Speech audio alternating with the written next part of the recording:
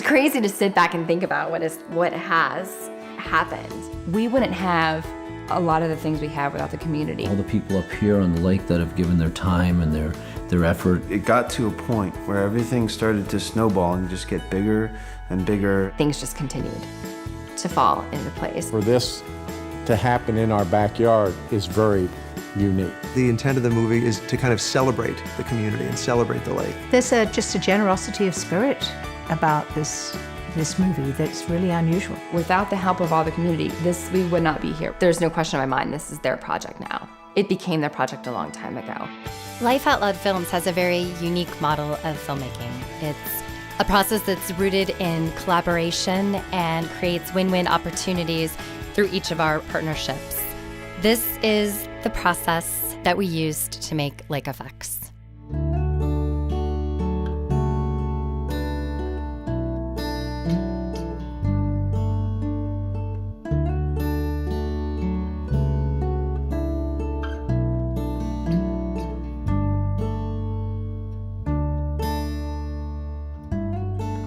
I grew up in Northeast Ohio, went to Xavier University in Cincinnati, Ohio. My parents, in the meantime, had retired here at Smith Mountain Lake. And I was one of those points in LA. I love LA, I met a lot of great people. I'm so grateful for the experience that I had there, but there was something missing. And that's when I came here and visited my parents.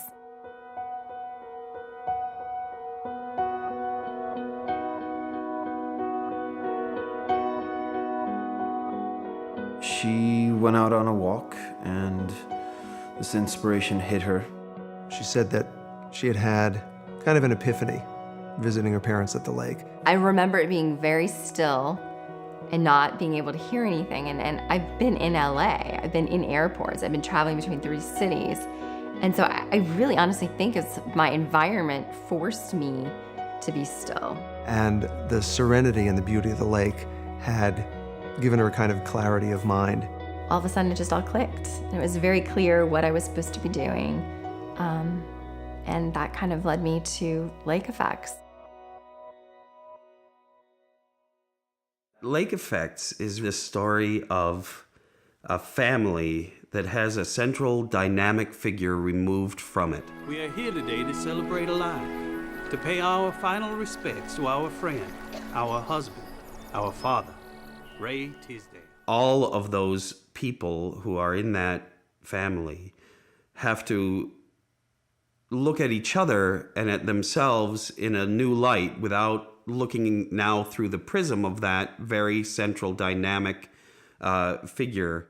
3 women in a family come to a crisis point in their lives where they've got to figure out why they're there, what the lake means to them.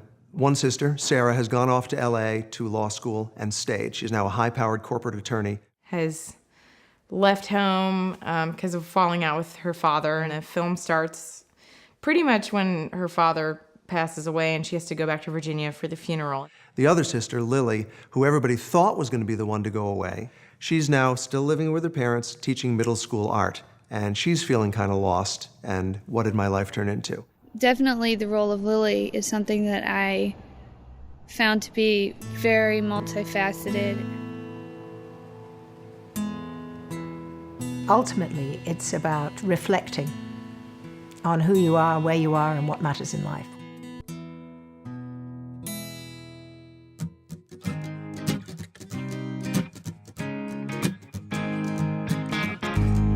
All right, folks, pictures up.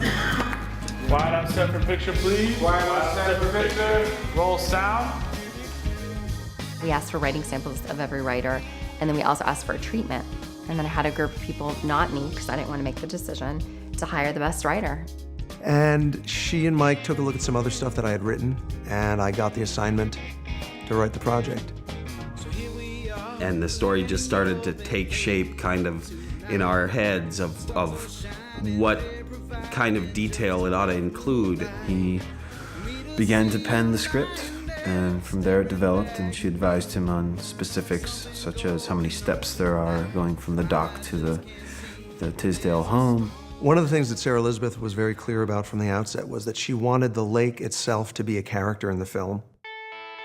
Sarah Elizabeth had the idea. We had just made a short film together that I had written. We were at a wrap party for that movie when she was talking about this incredible lake that her parents had moved to and how inspirational it was and how everybody had these incredible locations that she thought we'd be able to make a film at. When this all started to happen and I called my dad, who's amazing, and I told him that I'm gonna start to pursue this film. And it must have been 24 hours later. I mean, my dad started telling everyone. And then I started getting calls from newspaper, and people in the community started offering boats and planes and helicopters and lodging. People started coming out of the woodwork, offering transportation, lodging for actors, catering, watercraft, whatever they could. They said, we want to be a part of a project like that. Count us in. What can we do? She was at a booth, you know, representing Life Out Loud Films. We exchanged numbers, and I let her know I wanted to be involved. I said, well, I'm going to be retiring in a few more months. I volunteered to be involved with this project. A few of our homeowners, they ended up allowing the stars to go in on a complimentary basis, and then we also helped her on some discounts. I own or part owner of several businesses in the area. We sat down and went through a list of what I could offer for the film. And I told her if that wasn't enough, just to let me know. We had a nice conversation, and I said, you know, let's get together, let's talk, and you know, let me know what we can do to help you out with this film. What Sarah Elizabeth has done is pretty much miraculous.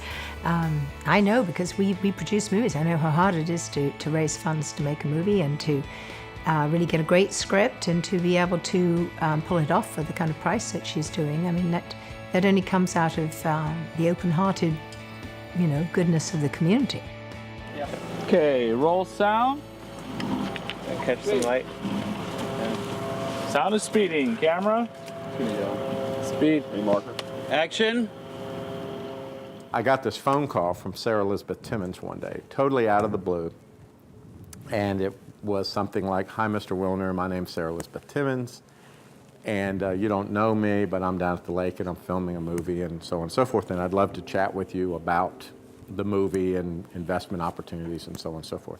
It started mushrooming, and we started to meet investors and start explaining about the project and so on and so forth. And that's how we got involved. And eventually we raised the money and greenlighted it. So many things in this project have just been very organic and just, you know it's meant to be when things just kind of fall in line. And that it didn't take long to realize this is going to be working with the community. There's no question in my mind, this is their project now. It became their project a long time ago.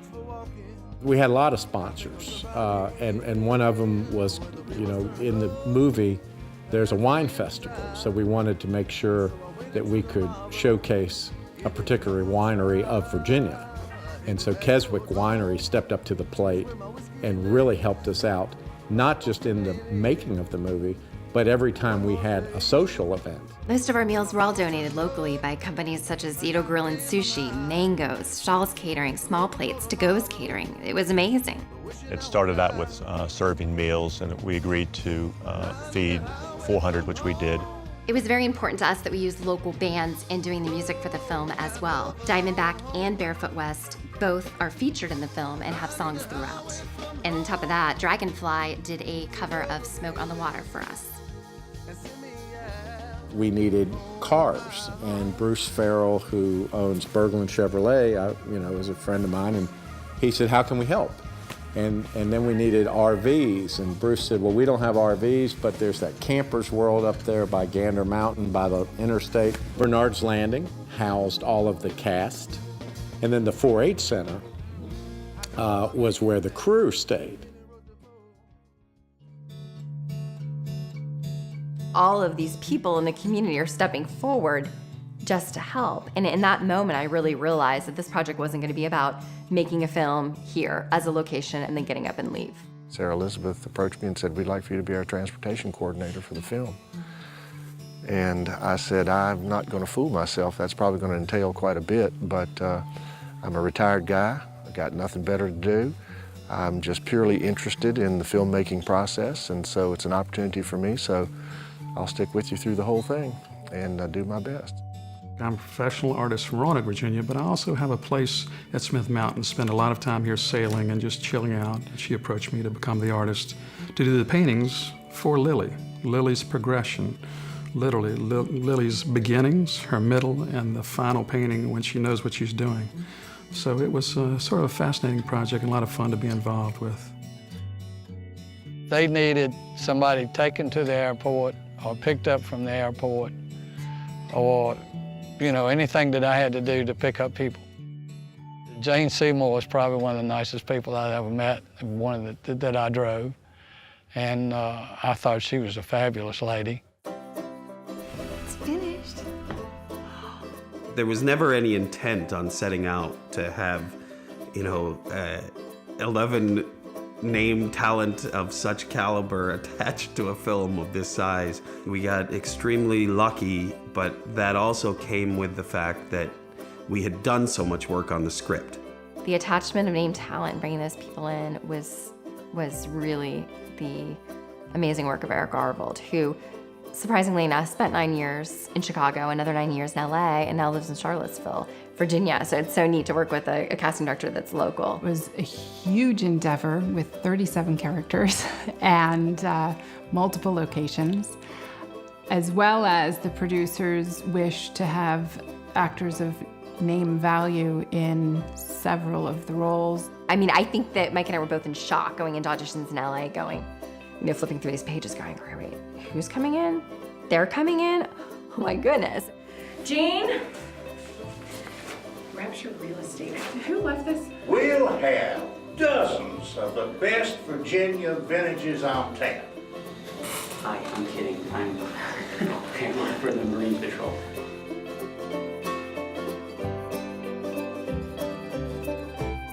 To have volunteers working on a lot of roles and positions that would normally be demanding quite a fair amount of pay is pretty impressive. I've never seen so many volunteers working on a movie. It's strange, you have an investor coming to pick you up at the airport. Richard brought his suitcases out to the curb. Our investor turned around and he said, well, come on, let's go. And Richard said, aren't you going to get my bags? And the investor said, no. Why is he giving me attitude? What's the matter with this guy? Just get the bags, dude, come on. And you find out later you've been talking to an investor and you're going, oh my, I had no idea. Excuse me. Yes, thank you. We're rolling sound here. Hey, come on! Everybody just pipe down! Married, huh? No. Boyfriend? Yes. Dang. Because my grandson's 26. He'd be perfect for you. These platters will be ready first thing tomorrow, right? Oh, one of the characters in the movie is exactly mirrored after a real person. A couple of them are, but one of my favorite is the character that always asks if a female is engaged. I've had this experience that's happened over and over for a gentleman in the community who people know as True Bob. And the first time I ever met him, of course, he shakes my hand and he says, Are you married? I would like you guys to Engaged? No. Boyfriend? Yes. We wrote that into and we added it to the Old Vic character because I told Mike, I said, this is hilarious. We got to get this into the film. Hey, you married, huh? No. Engaged? No. Boyfriend? No, I don't have a boyfriend. That's great, because my grandson's 26 and he'd be perfect for you. Yes, well, are you thirsty? And the She-Doos, Dee Dee, who plays Dee Dee in the movie, is the real person, and almost everybody knows her around the lake. You have to put those are the little pieces that color and make it real. Everybody does the one finger wave, on the steering wheel, and when you walk down a street or you drive by, everyone kind of waves. Cute. Those are the things that make it really real and make it feel authentic. And so we tried as much as possible to incorporate those things and those characters into the script and locations. We found locations and then found a scene to put in that location. And just little things that you notice. Cell phone reception here is horrible. Work from here at Jean? Cinematically, the biggest scene in the film is the wine festival. We were basically recreating the wine festival from here at the lake. The real wine festival, it brings a lot of people together and all walks you know, from Bedford side to Franklin County side. Jim McCarran, chairman of the Wine Festival Committee. We had reimagined it as a kind of an evening cocktail kind of experience. The Man Eating Catfish is a story that I have been told since I could swim. Everyone kept talking about this legend of this 600-pound catfish that some people have seen at the dam, and how do you take that little reality that really exists here? There's people that talk about a lake monster, and they call it Smithy. We originally wrote it and called it Andy, and then once everybody started talking about it, we're like, no, yeah, we have to name it Smithy. We have a report about a new sighting by the Smithy Lake Monster Research Society. Stay tuned, we'll bring you the details coming up. Music coming from. Ladies and gentlemen, keep your eyes on the horizon. This is the first modern documented sighting of a lake monster. It was a contest that we made because we needed a Smithy. We needed a monster for the movie, and we thought this would be something really fun to get people involved. China Helmenzauer, the production coordinator, tell everybody what our teams are competing for. Their creature will be Smithy in the film Lake Effects. Our production designer and director are making their rounds. Hopefully it's exactly what you're looking for. And it costs us a total of $5 to build it.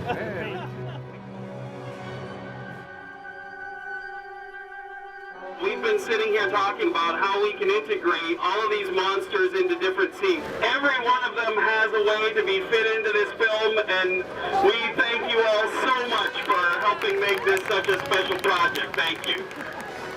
The one that won is a fire-breathing dragon. Hi, my name is Reeton. I'm representing Davina the Dragon Wagon. I hope you guys enjoyed it.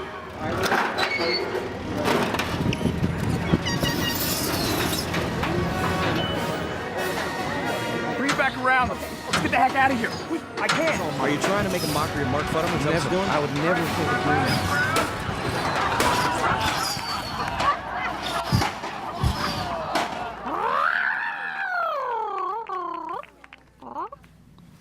You think I knew about this?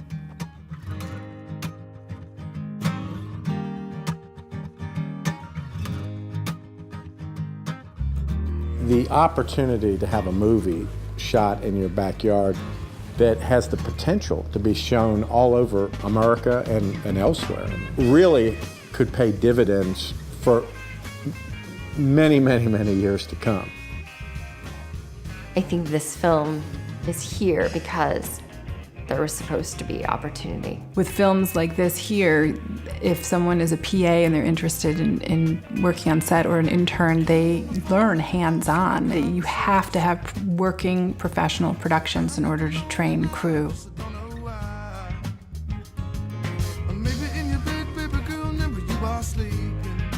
You go to New York, you go to LA, you go wherever you have to go to get the work.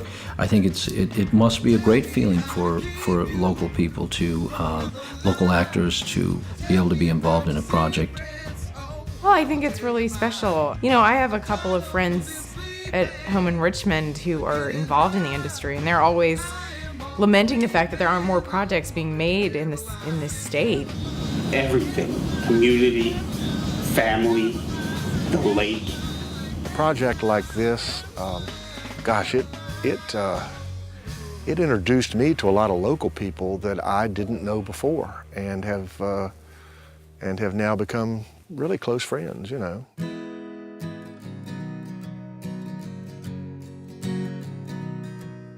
It's a great community, and I don't just mean the lake is, but I think Southwest Virginia is. I mean, the quality of life and the people are just wonderful. It's a great community to raise your kids.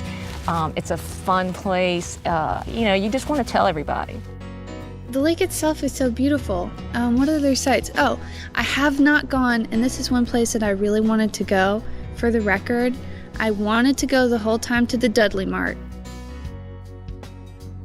I've been taken fishing on the lake. I'd rather not say how well that went, but we tried for stripers, and also I've been hiking all over. I've visited the Booker T. Washington Monument.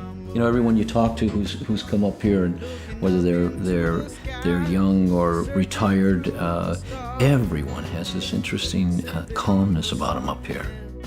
The lady that took me home last night was just happy and just excited to take me and show me the Kroger and make sure I had my groceries. Just that's like the place that I grew up, you know, a small town outside of Houston in Texas, where people are just nice.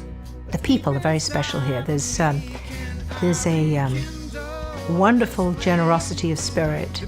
There are a lot of very happy people here. Honestly, this has been like such a fun experience. I love everyone here. Everyone's so friendly.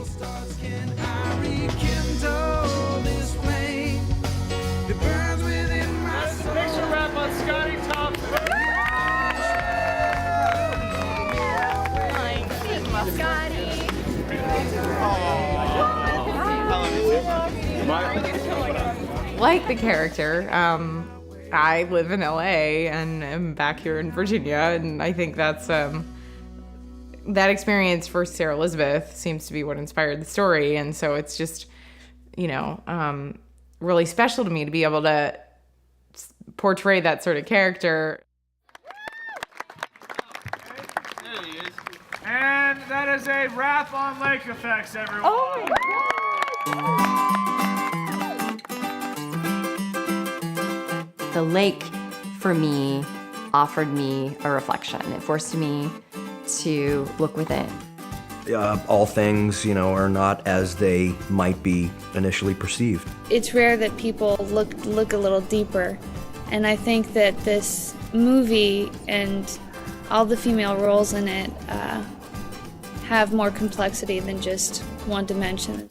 Like most things, you're usually surprised, and you know, I have been, and you know, everyone in this area has just been so wonderful and kind and generous. And As the ghost of the father says, you know, you need to look beneath the surface, because that's where you'll find the truth.